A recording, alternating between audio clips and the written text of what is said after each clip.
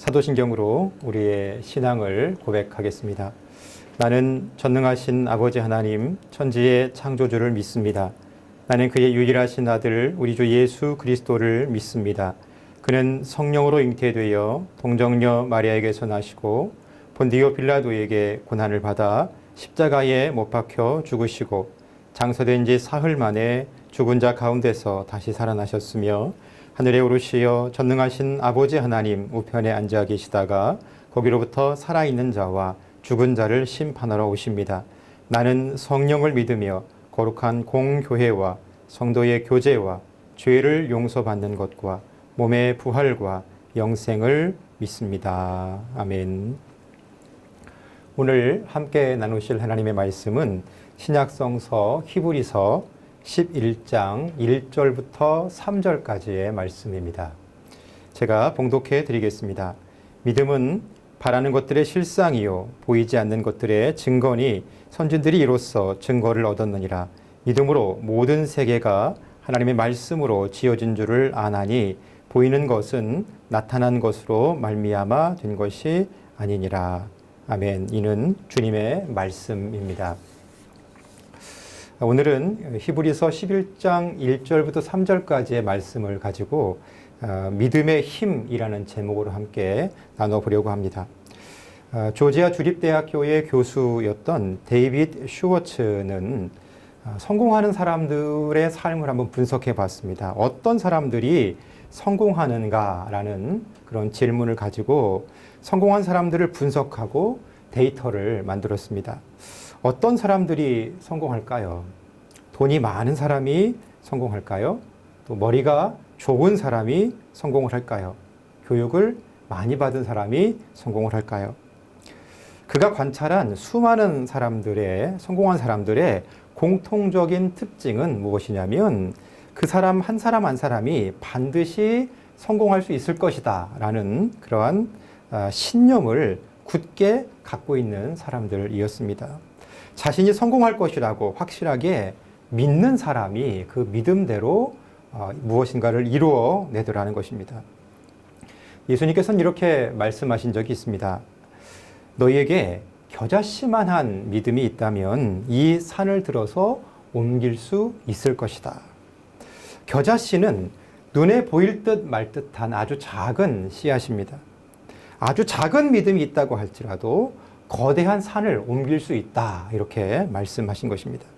우리는 산을 옮길 수 없습니다. 왜 산을 옮길 수 없을까요?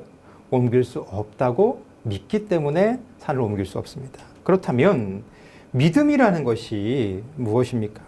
믿음의 정체는 무엇이고 또 믿음은 어떤 능력을 가지고 있는 것입니까? 어떻게 하면 믿음의 능력을 경험할 수 있을까요? 믿음에도 원리가 있습니다. 히브리서 11장 1절 말씀 오늘 읽은 본문인데요. 이렇게 말해요. 믿음은 바라는 것들의 실상이요 보지 못하는 것들의 증거니 선진들이 이로써 증거를 얻었느니라. 히브리서 기자는 믿음의 정의를 내립니다. 믿음이란 바라는 것이 실제적인 모습을 갖는 것이다. 여러분, 믿음으로 바라보는 것에 정말 믿음을 갖고 바라보면 어떤 능력이 있는 것일까요? 단지 바라보기만 한다고 그래서 삶 속에 기적과 같은 일들이 일어날 수 있는 것일까요? 만일 바라보는 것만으로 어떤 일이 성취된다면 그것은 어떻게 설명이 가능할까요? 1998년 양자 물리학의 최고의 권위를 자랑하는 이스라엘의 와이즈만 과학원에서 흥미로운 실험을 했습니다. 연구원들은 미립자를 연구의 대상으로 삼았습니다. 미립자란 무엇이냐면 어떤 물건을 쪼개서 더 이상 쪼갤 수 없을 때까지 쪼갰을 때 나오는 그런 물질, 이것을 이제 미립자라고 합니다.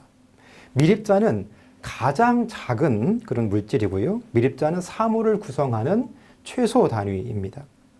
연구원들은 미립자를 야구공만하게 확장시켜서 관찰을 했습니다. 중간에 좁은 통로를 만들고 그 통로로 미립자들을 발사하게 했습니다. 미립자들은 하나씩 직선으로 날아가서 통로를 통과해서 뒤편 벽면에 부딪혔습니다. 그리고 자국이 남았습니다. 별로 신기한 일이 아니죠. 야구공이 날아가서 벽면에 부딪혀 자국이 남는다는 것, 그렇게 신기한 내용이 아닙니다. 연구원들이 잠시 자리를 비웠습니다. 그리고 다시 돌아와서 관찰해 보니까 벽면 뒤편에 뒤편의 벽면에 이상한 일이 벌어졌습니다. 미립자는 계속해서 발사되고 있었는데요. 알갱이의 자국이 남아있는 것이 아니라 물결 무늬 자국이 남아 있었습니다. 연구원들이 바라보지 않는 사이에 자동으로 발사된 미립자들은 알갱이가 아니라 물결로 변해서 통과한 것입니다. 그리고 슬릿 뒷면에 벽면에는 알갱이 자국이 아니라 그러니까 점점 이렇게 알갱이 자국이 아니라 물결 무늬가 남아 있었다는 것이죠. 여러분, 무슨 일이 일어난 겁니까? 이게 이제 관찰자 효과라고 합니다. Observer's Effect라고 하는데요. 관찰자가 바라보는 대로 미립자가 모양을 갖더라는 겁니다. 연구원들이 미립자가 야구공 모양이다 이렇게 생각을 하니까 미립자가 야구공 모양을 갖게 됐습니다. 그러나 관찰자가 없으니까 이 미립자를 관찰하고 미립자에 대해서 생각하고 있는 사람들이 없으니까 미립자는 원래의 모양, 그러니까 원래의 모양이 물결, 파장이었거든요. 이 원래의 모양대로 움직인 것입니다. 이 실험에서 밝혀진 것이 바로 바라보는 것의 능력입니다. 바라보는 대로 이루어집니다. 바라보는 대로 모양을 갖게 됩니다. 여러분, 바라보는 것에는 능력이 있습니다. 사물은 미립자로 구성이 되어 있죠. 인간도 미립자로 구성이 되어 있습니다. 온 우주도, 온 세상도 미립자로 구성이 되어 있습니다. 미립자는 사람의 생각에 따라서 움직입니다. 생각하는 방향으로 움직이고 생각한 모양대로 움직입니다. 이것이 바로 바라보는 것의 능력입니다. 여러분, 바라보는 것만으로도 골똘히 바라보고 꾸준히 바라보는 것만으로도 능력이 있습니다. 마음에 명확한 이미지를 그리고 그렇게 계속 생각하는 것만으로도 능력이 있습니다. 바라보면 온 우주가, 나를 둘러싼 온 세상이 그렇게 움직여 갑니다. MBC의 김상훈 기자는 자신의 책 와칭에서 이런 이야기를 들려줍니다. 회사 선배에게 전화가 걸려왔습니다. 김 부장, 혹시 인턴 하나 필요하지 않은가? 글쎄요. 인턴 사원이 있어도 기사를 쓸 수 있는 것도 아니고 또 밥도 사줘야 하기 때문에 굉장히 귀찮았습니다. 어느 학교에 다니는 학생인지 물었습니다. 프린스턴 대학교 2학년 이라고 말을 해줬고요. 그리고 여름방학 한 달 동안에만 방송국에 와서 잠시 좀 아르바이트를 하게 해달라는 부탁을 받았습니다. 그 학생의 이름이 김인수라는 학생입니다. 키는 168cm 정도 됐고요. 호리호리한 편이었습니다. 김인수라는 학생은 정말로 뭐 큰 도움을 주지는 못했고 그냥 그렇게 한 달 동안 앉아서 공부만 하다가 갔다고 합니다. 이듬해 여름 방학 때 이 인수 학생한테 전화가 걸려왔습니다. 찾아와서 인사를 하고 싶다는 겁니다. 그런데 김상우 기자는 1년 만에 찾아온 김인수 학생을 보고 깜짝 놀랐습니다. 인수야, 왜 이렇게 키가 커졌지? 네, 1년 사이에 8cm나 커졌어요. 고등학교 때도 안 크던 키가 대학 2학년 때 갑자기 커졌어요. 이상한 일이었습니다. 보통 20살만 넘으면 성장판이 닫혀서 더 이상 키가 크지 않습니다. 그는 이미 23살이었습니다. 여러분, 어떻게 된 일일까요? 김인수 학생은 모든 것이 가능하다고 믿었다고 합니다. 하나님, 키가 10cm만 좀 더 크게 해주세요. 이렇게 기도했습니다. 그러면서 하는 말이 매일 밤 자기 전에 자신의 척추가 이렇게 늘어나는 이미지를 그렸다고 합니다. 그리고 그것을 보고 기뻐하는 부모님과 동생의 모습도 함께 상상하고 그려봤다라는 라고 얘기했습니다. 이미지를 그려가면서 생각하면서 그렇게 바라보면서 기도했다는 것이죠. 김상우 기자는 그에게 물었습니다. 어떻게 그런 방법을 알았지? 네, 사실 우리 학교에 유명한 양자 물리학 교수님들이 많거든요. 그래서 한 과목 청강했어요. 이 김인수 학생이 다니던 프린스턴 대학은 양자 물리학자였던 아인슈타인이 재직했던 대학입니다. 믿음은 바라는 것들이 실제적인 모습을 갖는 것입니다. 여러분, 믿음으로 바라보면 반드시 이루어집니다. 한국 학자로서 미국 초등 수학 교과서를 편집한 세계적인 학자가 계십니다. 서울교대에 재직하셨던 배종수 교수님이라는 분이십니다. 이분이 믿음의 원리를 이용해서 시험에 합격한 대표적인 인물입니다.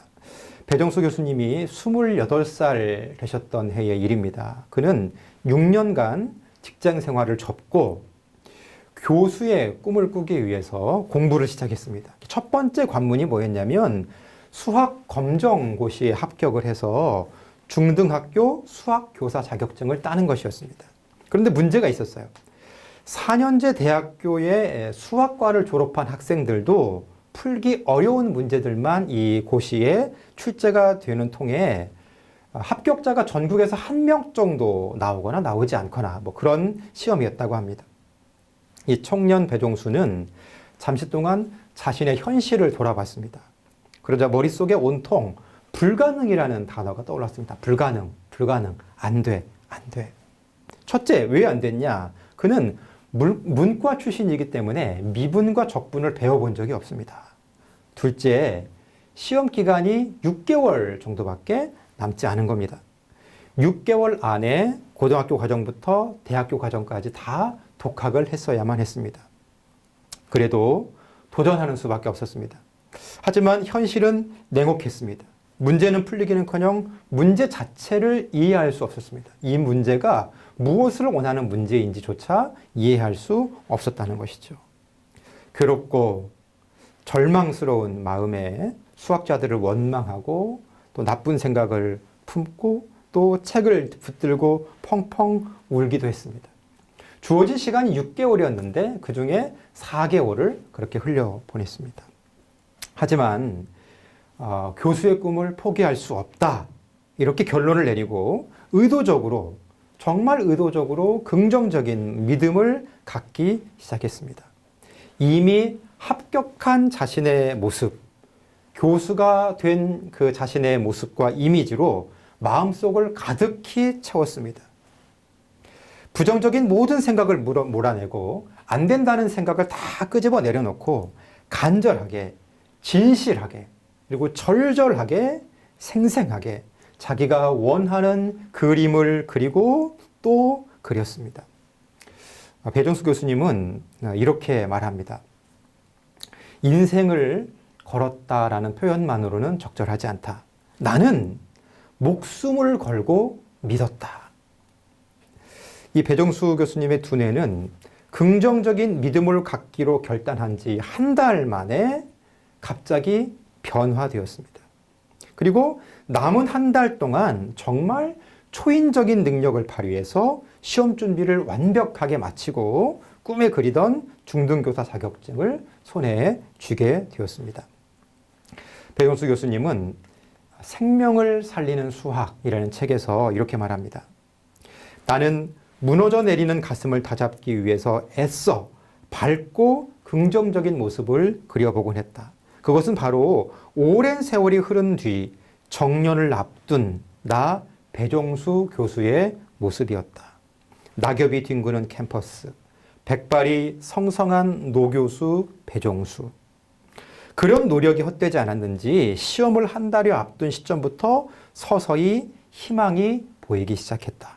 시험 20일 전에는 내 자신이 놀랄 정도로 급속한 진전을 보였다. 눈에 보이는 문제들이 곧바로 이해되기 시작한 것이다. 감고 있던 눈을 뜬 것처럼 수학이 선명하게 들어오기 시작했다. 그해 12월 나는 마침내 합격 통지서를 받았다. 이 부분은요, 배정수 교수님이 자신의 책 생명을 살리는 수학에서 직접 기술한 내용입니다. 여러분, 믿음을 유지한다는 것은 참으로 어려운 일입니다. 믿음을 끝까지 유지하기 위해서는 정말 처절한 자기 투쟁이 필요합니다.